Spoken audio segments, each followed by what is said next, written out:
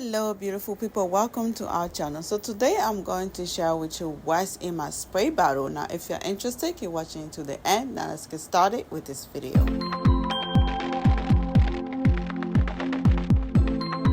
The first thing I'm going to do will be to boil some rosemary water for about 15 to 20 minutes.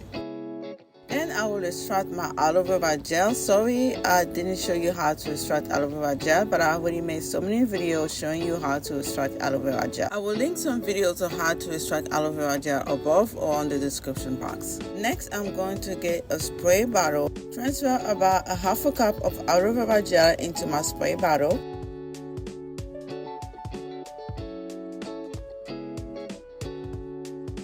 Next, I will transfer about 2 cups of rosemary water into my spray bottle. If you enjoyed this video so far, please consider subscribing to our channel for similar content. Next, I will add some jojoba oil into the spray bottle. Now I have my spray bottle ready to be used.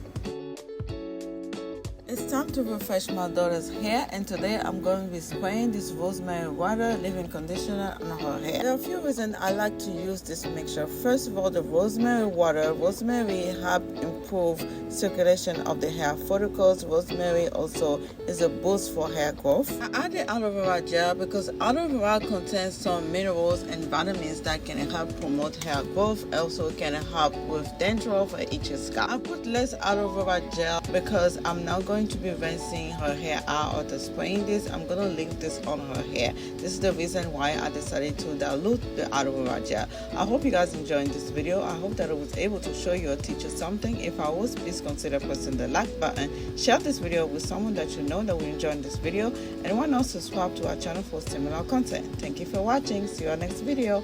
Bye.